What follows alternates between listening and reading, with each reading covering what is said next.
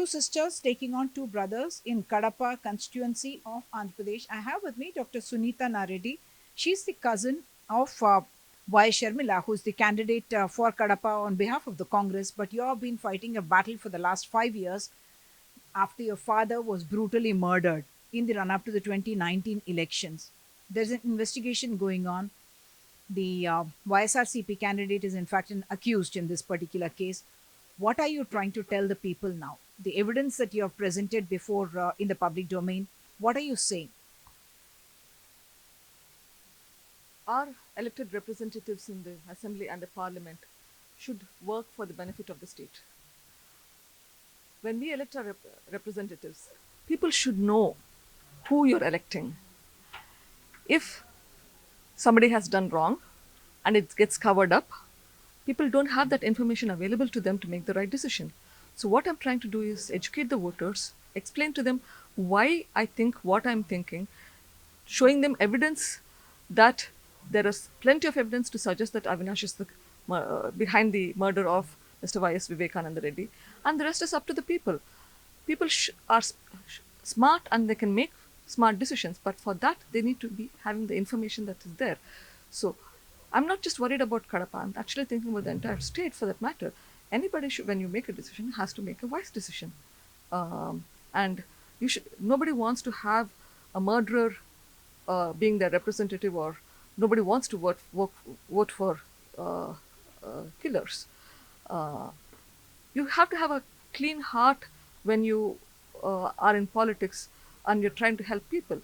This is not, today it is Y.S. Vivekananda Reddy.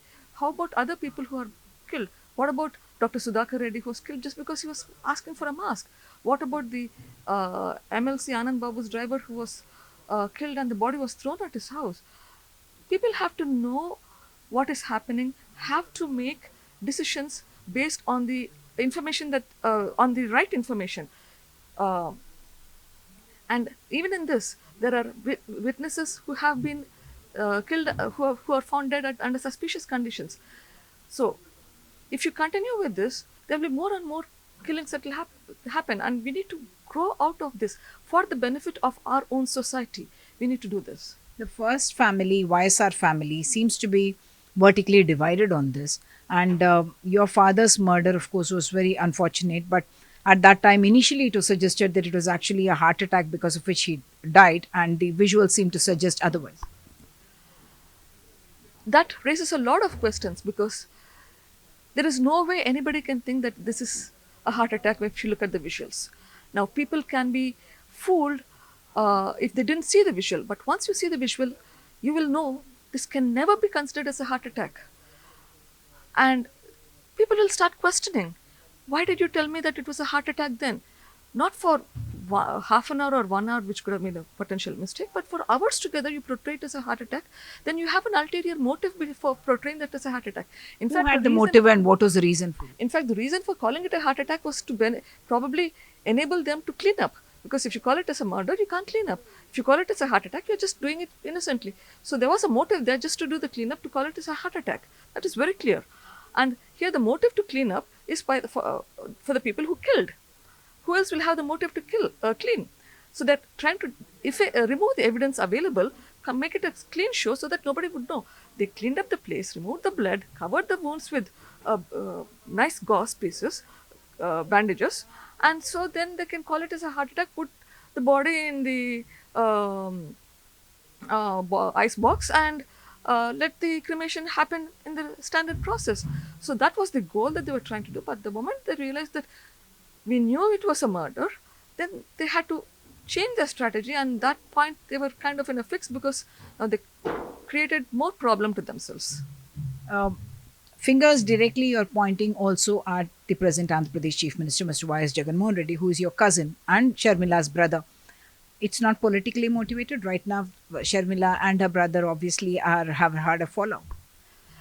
My battle in this has been with the judicial system for the last 5 years. Actually, except for the last 2 months, I've hardly talked to the media except at the time that it happened and once in between. Apart from that, I've actually not come into the media at all, primarily because I was doing the I was trying to work with the systems. But I'm also realizing that working with the systems is right. Yes, it is a delayed process.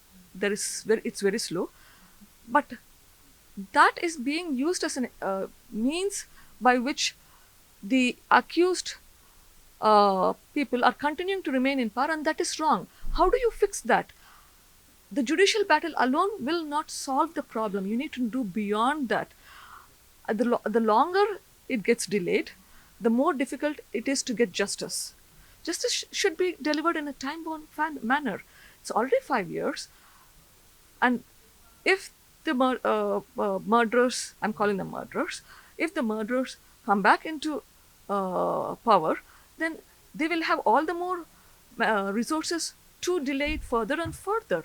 The, The process of law is taking care of the accused, so to speak. I mean, Avinash Reddy did go to jail, and subsequently Avinash Reddy did not go to jail, he was charged with it, but was not arrested. was not arrested. Why are you saying that the chief minister is shielding? It is obvious that the chief minister is shielding because when he was in power, the case did not move forward. I went to the.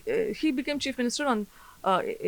He was sworn in on the 30th of May 2019, and I went to the court in January 2020.